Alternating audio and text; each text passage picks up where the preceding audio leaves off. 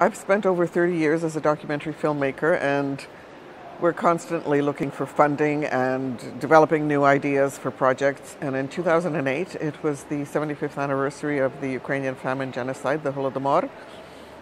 And I had been advised that there were a lot of people living in Canada who had not been interviewed, who had lived through the famine and had not told their stories. Every Canadian city has an office of Конгрес українців Канади, і вони мають список. They have a list of, well, they can get in touch with usually the Orthodox priests, the Orthodox churches, know their parishioners, and they were helpful, and they organized these people for us. And so I did the interviews, and after having 100 interviews, I, as a documentary filmmaker, realized that this was a very important subject, especially for children in schools, in high schools and universities. I heard as a child from my parents that I had to eat everything that was on my plate because children in Ukraine did not have enough to eat. Mm-hmm. But my parents are from Western Ukraine, so you didn't experience personally? Personally, not in my family. The person from Chicago is Mr. Chovansky, and his experience was that his grandfather had to continually supply the quota of grain that was demanded by the authorities. Mm-hmm. And they kept raising the quota. He would give them the grain they wanted, and they kept raising the quota.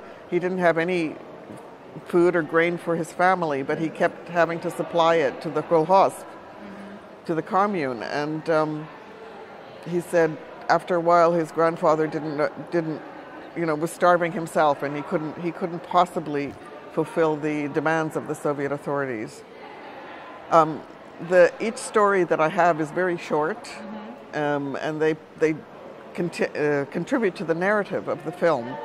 But many films can be done from the interviews that I've done. I could make many other films.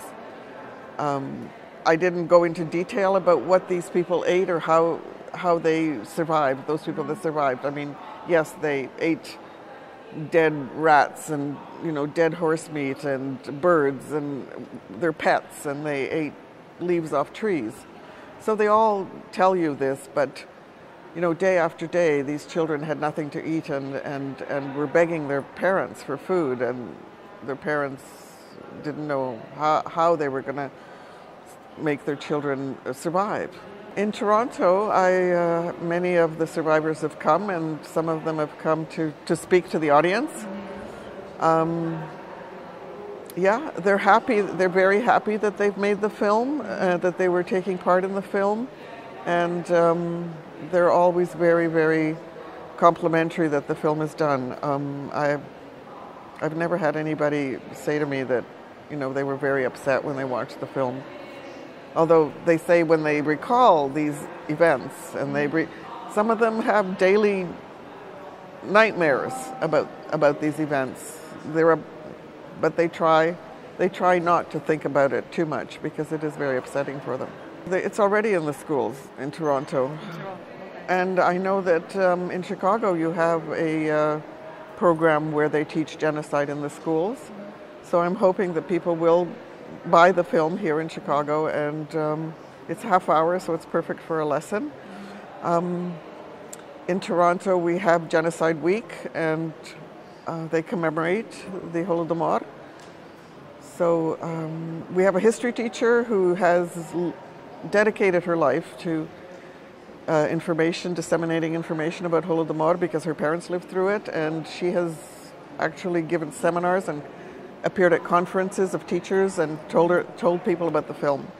So it's available.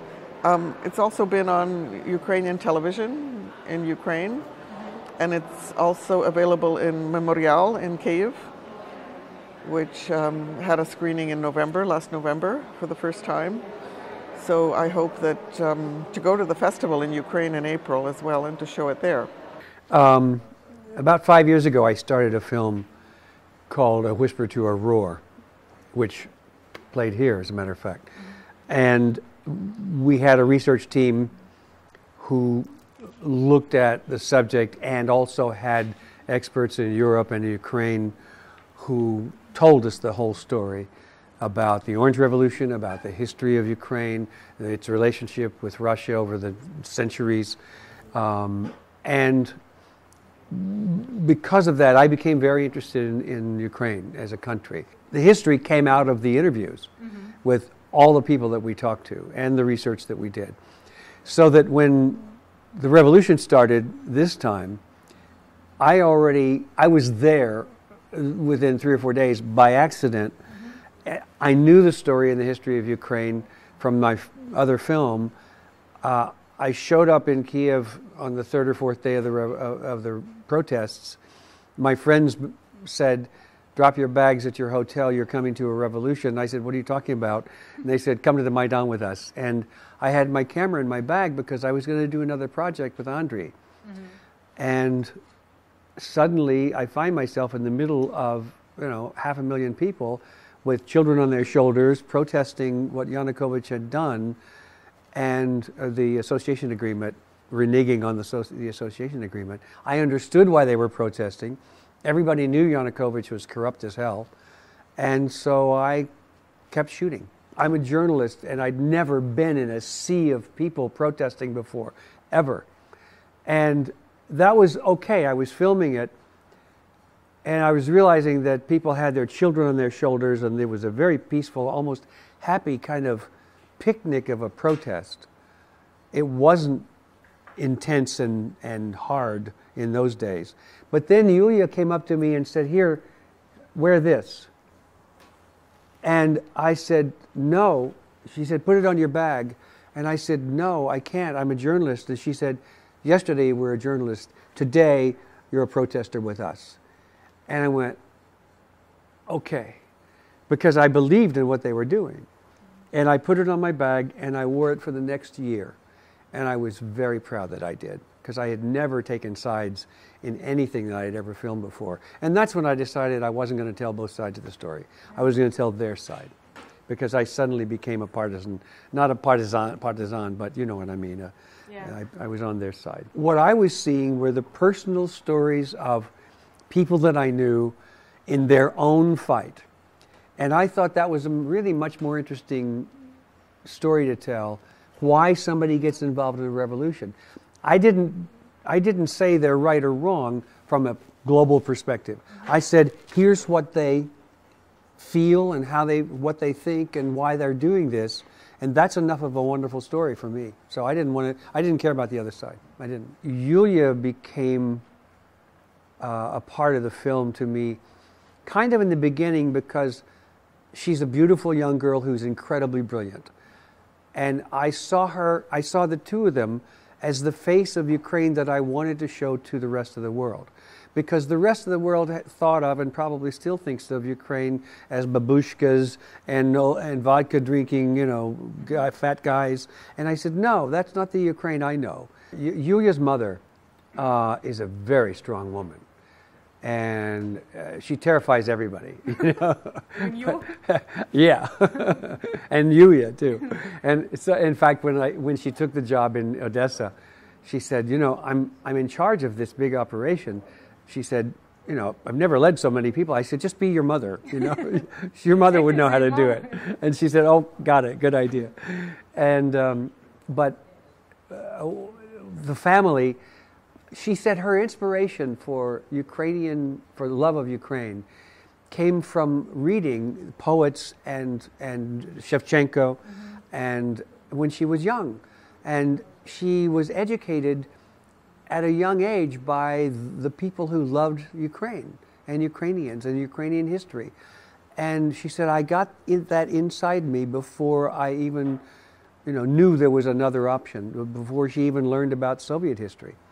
And so she's this incredibly passionate Ukrainian who Taras Shevchenko is the soul of her soul, as he is for so many Ukrainians.